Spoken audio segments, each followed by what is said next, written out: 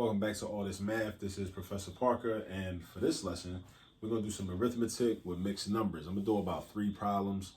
I'm going to do a problem where, let me do this problem right here, where you see a whole number being multiplied by a mixed number. Then I'm going to do another one that involves addition of a mixed number and another number, another type of number. And then there's one that involves subtraction. All right, so we're going to do 3 examples. I'm going to do this one. I'm going to show you a couple ways to do this. Then I'm gonna run out of space, so I'm gonna erase it and then write up the next one and so on and so forth.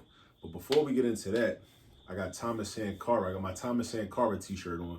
Thomas Sankara is one of my revolutionary heroes. Brother was from West Africa, was from a country called Burkina Faso. So, if you got a map of Africa somewhere, go locate Burkina Faso. See where it is. It's like on the Horn of Africa, over west, on the west side of Africa, near Ghana, right? So it's in that area. He, was involved in the Burkinabe Revolution. Ended up being assassinated by the French government in 1987. So, but he made a lot of headway and made a serious impact on, on that nation and on that area and really on the world, because he was a Pan-Africanist. He was part of a tradition of Pan-Africanist leaders and anti-colonial leaders on the continent of Africa, which we need more of today. I got a couple books I'm gonna put you on too also from my collection. This is Thomas Sankara, An African Revolutionary by Ernest Harsh. So this is one, little short drawing about him. And then we got some of his speeches, right? I got a couple of books of his speeches.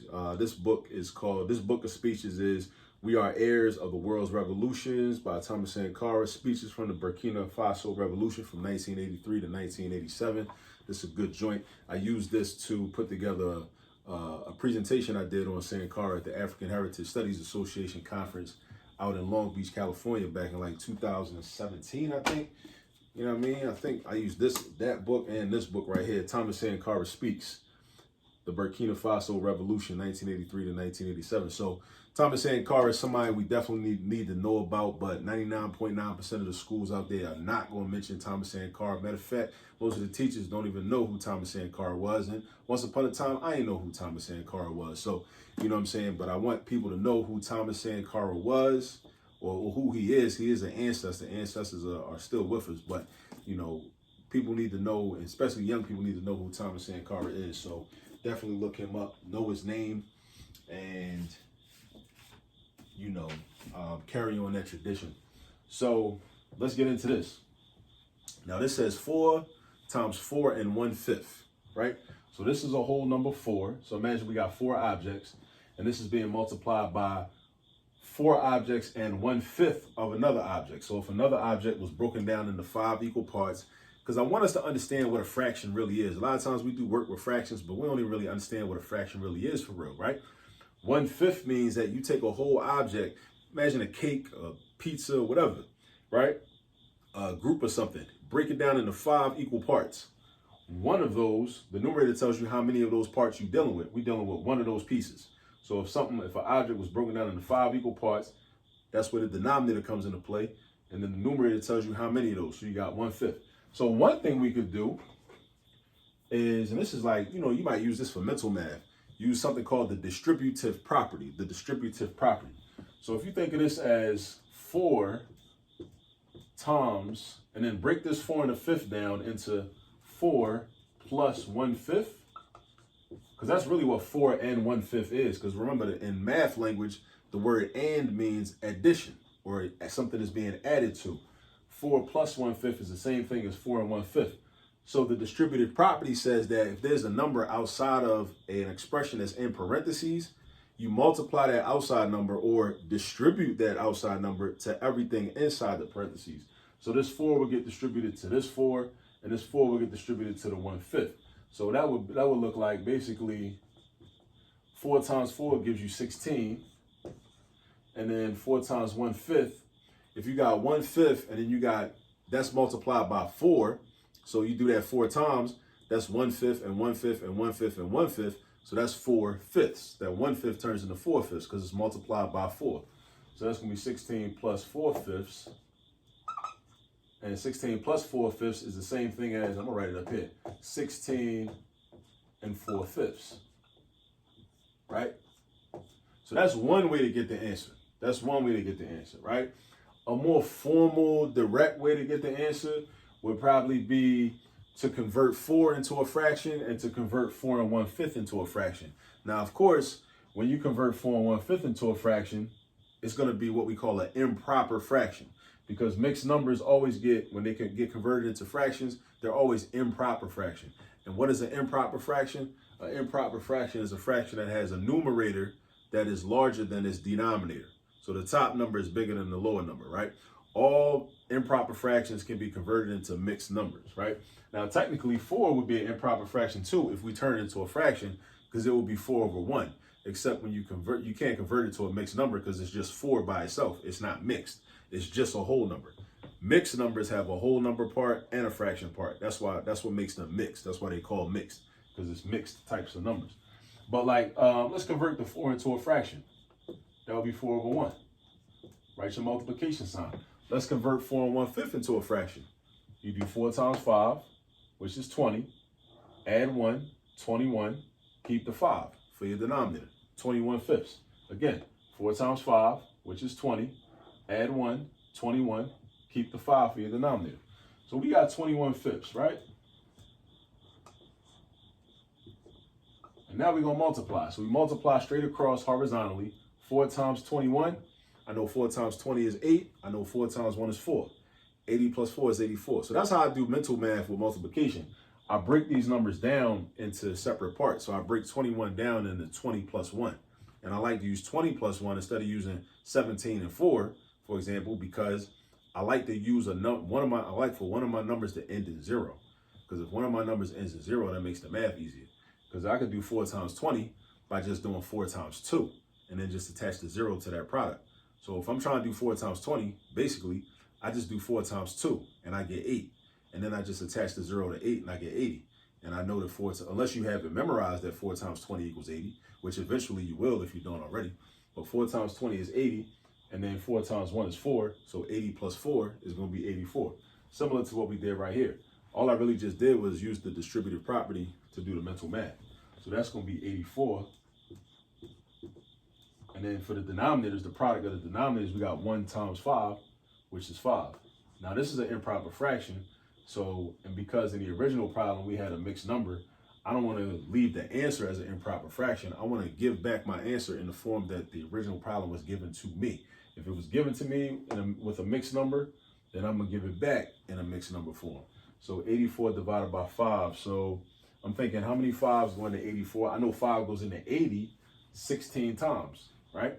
I just happen to know that just because I've been doing math for so many years. If you don't know that, don't feel bad. You can use a calculator, you know. But 5 goes into 80 16 times. So that's a 16 for your whole number part. And then how many are left over? What's the difference between 84 and 80? Since 16 whole groups of 5 can fit into 84 whole groups with 4 left over, that 4 is going to be your numerator. And then you keep the 5 for your denominator. So you see, we did this problem 2 different ways. And, you know, it's more ways that this problem could be done as well, too. But these are 2 solid ways, right? You get 16 and 4/5 either way, right? Use the distributive property or just convert the numbers into fractions and just multiply straight across. All right, so that's number 1. All right, that's the first problem I'm going to do. Then I'm going to look at another problem, which is, matter of fact, let me erase this, make more space.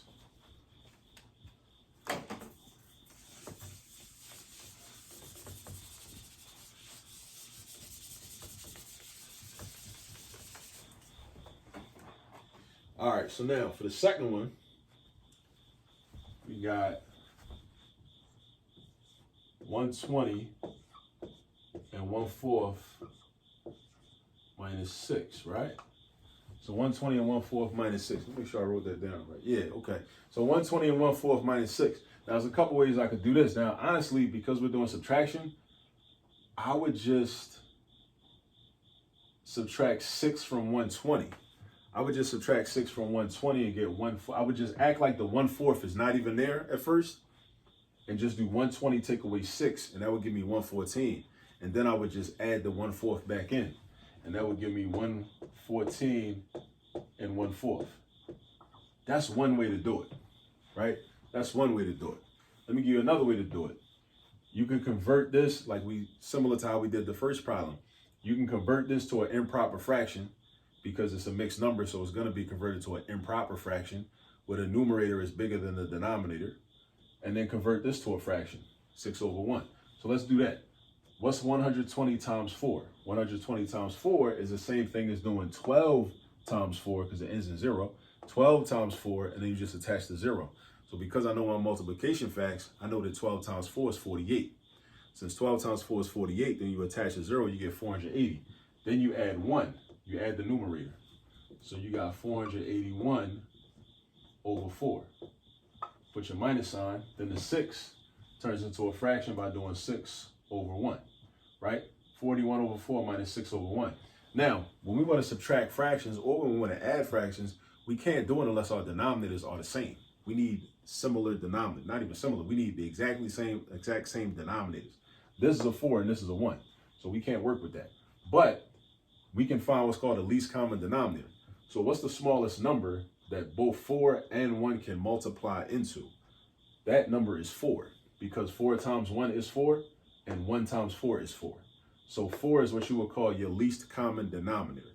The least common denominator is really just a least common multiple, but for denominators though. It's a LCM for denominators, all right? Or a least common multiple for denominators. So that means I'm basically gonna rewrite the problem.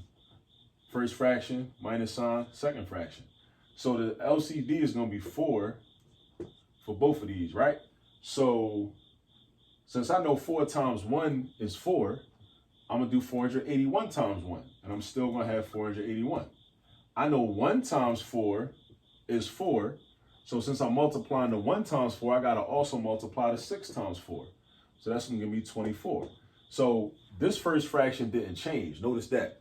The first fraction didn't change. It's still 481 over 4. But the second fraction did. It changed from 6/1 to 24 over 4. It had to do that because remember, in order to subtract or add, our denominators must be the same. Our denominators must be the same in order to make that happen, but we need an equivalent fraction. So 6/1 is the same thing as 24 over 4, right? Just like 6 divided by 1 is the same thing as 24 divided by 4. They both give you 6. So I multiply by 4 to make that 4. I multiply by 4 to make this 24. All right. Now I can do my subtraction because I'm trying to figure out how many fourths I'm left with. I got 481 fourths minus 24 fourths. So I got 481 of them, and I'm taking away 24 of them. So I just do a little subtraction in my head. I would do 481 take away 20. That would give me 461. And then I would do 461 take away 4, which would be 457. 457 fourths, right? 457 fourths. So now I'm thinking, okay, well, this is an improper fraction, right? And like I said, you want to give them the answer in the same form that it was given to you, that the original problem was given to you. That's a mixed number. So I'm going to convert this to a mixed number. So 457 fourths, I'm thinking, all right, I know 4 goes into 400 100 times. And then if I'm looking at this 57, I know 4 goes into 56 14 times because I know some multiplication facts of some big numbers, right? So do yourself a favor. Try to memorize as many multiplication facts as you can. Memorize, learn the 1 times 1 up to 12 times 12, but then go past that. Go up to 15 times 15. And I got blank multiplication table templates on my company website on allthismath.com. You can go in there and print out blank multiplication table templates, and you can just practice filling in the products of 1 times 1 up to 15 times 15. I got them on there. All right. But I know that 4 times 14 is 56. So since I know that 4 times 100 is 400, 4 times 14 is 56. So that will give me 456. But the number is 457. But that means that 114 fours can fit into 457. So we write 114, and then the difference between 457 and 456 is 1. So my numerator is going to be 1. and then my denominator is the same, it's still gonna be 4. So that's another way to do this, right? But now I'm looking at this and I'm like, you know what? We could do this another way. We can do this another way. I'm gonna show it to you like this. Let's set this up vertical. Let's set this up vertical, right? So let's set it up like 120 and 1/4 minus 6, right? And then the issue is I need these fractions to match up. So I still need, a common, common denominators. So what I'm gonna do is basically I'm gonna borrow from this 6. I'm gonna borrow a whole 1. The 6 is gonna turn into a 5. And then that 1 that I borrow from the 6, instead of it being a 1, it's gonna be a fraction, right? But I need my denominator to be 4. So the only way I can have a fraction that has a denominator of 4, but that is also equivalent to 1, is if the numerator is the exact same number. So this could be 5 and 4/4, right? Now this is about to get weird now that I'm looking at it, but we're gonna work it out though. So we got 120 and 1/4 minus 5 and 4/4, right? Now this is gonna be a little weird because 1 minus 4, using this method, let me be very clear. We can subtract a bigger number from a smaller number, but we can't do it when we're using this particular method. So now what we gotta do is, we gotta borrow from the 120. So if we borrow from the 120, that's gonna turn into 119. And then we take the 1 from the 120 and convert that to 4/4, because again, we still need a fraction with a denominator of 4. And the only way we can have a fraction that has a denominator of 4 and is equal to 1, and that fraction be equal to 1, is if the numerator is the exact same number. So we need 4/4. So, but ask yourself, what's 4/4 plus 1/4? 4/4 plus 1/4 is going to be 5/4. So this is going to be 119 and 5/4 minus 5 and 4/4. Now again, where did this 5/4 come from? In case you're still confused about that. It came from this 1, because I borrowed 1 from the 120 and it made 119. But then that 1, right? That's like saying putting the 1 with the 1/4. So 1 and 1/4 is the same thing as 5/4. So basically we represent it as this. 1 is the same thing as 4/4. Just like 1 is the same thing as 3/3, 2/2, 6/6, 7/7, 10/10, 15/15. Whenever you got a fraction where the numerator and the denominator are the same number, that fraction is equal to a whole 1. Just like right here, right? 1 is equal to 4/4. So 1 plus 4 gives you 5. The denominators stay the same when we add, right? We don't change denominators when we add or subtract. We only change denominators when we multiply and divide, right? So now we can actually do the subtraction, right? So you draw your line. I know 5/4 minus 4/4 is going to be 1/4. And 119 minus 5 is going to be 114. So you see, like, we did it 3 different ways. We got the same exact answer every time, And there's even more ways we could have did this problem. But that's really one of the beauties of math, is that there's no one way. You don't got to get locked into just one way of doing a problem. It's good and beneficial to know multiple ways of how to do problems, because some problems, based on how they set up and how they look, it's more beneficial to use one method based on how one problem is set up, but then it might be more beneficial to use a different method based on how another problem is set up, right? But it's good to know the different methods so you can go back and forth and just pick and choose whichever way makes sense. You know what I'm saying? So that's the second example we did with subtraction. I got another example where we're doing some addition, basically. It looks similar to this, all right?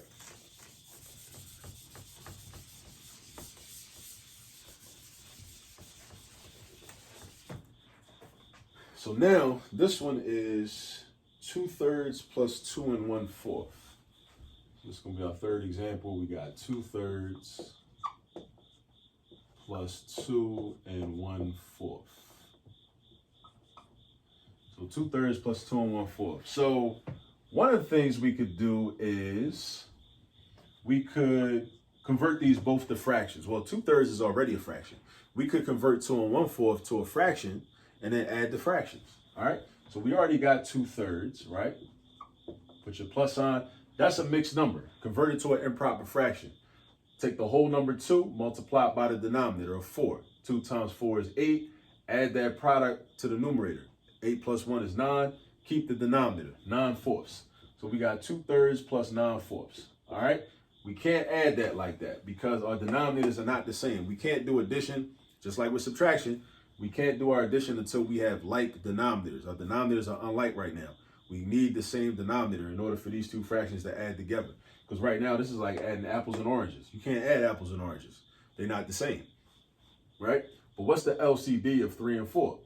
The lowest common denominator of 3 and 4 is 12, right? 12 is the smallest number that both of those numbers can multiply into evenly. 3 times 4 is 12. 4 times 3 is 12.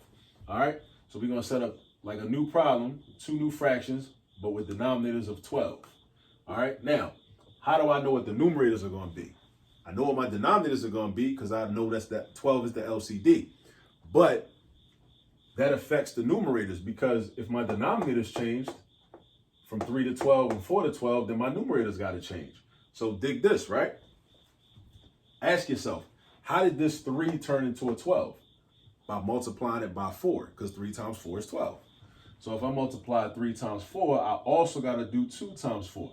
Think about it like this. As below, so above. Whatever you do on the bottom, you got to do the same thing on the top. Keep everything balanced, right? 2 times 4 is 8. So 2/3 is equivalent to 8/12.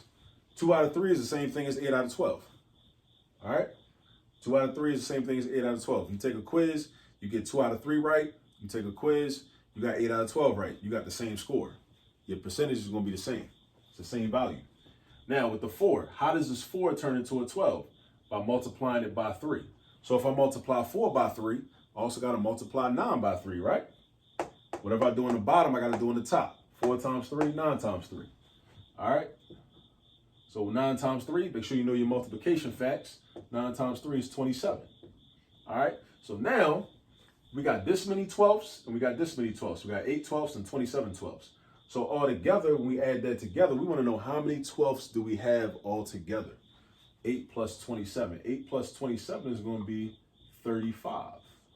That's how many 12ths we got. We got 35 12ths. But like I said, that's an improper fraction. We want to give them the answers in the same form that we were given the original problem. So we say to ourselves, okay, well, how many 12s can fit into 35? 1 can fit in, 2 can fit in, 3 can't, because 3 would be 36, and that's more than 35. So we know that our whole number is going to be 2, because 12 times 2 is 24. We can't make it 3, because 12 times 3 is 36, and 36 is more than 35. So that's why I can't be 3. That's why this is a 2 right here, right? We want the biggest amount of 12s, the denominator, that can fit into the numerator. 2 groups of 12 can fit into the numerator. Only 2 full groups of 12 can fit into 35. You can't do no partial groups, right? We want to know how many full groups can fit into the numerator. That's where this 2 comes from. Then we do this. Then we subtract that numerator minus the amount you would have if the 2 groups of 12 were there. So 2 groups of 12 is equal to 24. 2 groups of 12 is equal to 24. So now you want the difference between 35 and 24. So 35 minus 24 is going to be 11. 35 take away 24 is going to be 11. So that's your numerator. And then you always keep the denominator, 12. So that's your answer, 2 and 11 twelfths. 2 and 11 twelfths, that's your answer. What's another way to do this? Another way to do this. Now, what if I just didn't convert into an improper fraction, right? And we just straight did the thing with the common denominators, all right? So the common denominator is still going to be 12. So let's say we got 8 twelfths plus 2 and 3 twelfths. Right? So 8 twelfths plus 2 and 3 twelfths, right? So 8 twelfths plus 2 and 3 twelfths. Now, the 2 is just there, but then we got 8 twelfths and 3 twelfths. That's going to be 11 twelfths. So we got 2 and 11 twelfths. Same answer. Same answer. All right?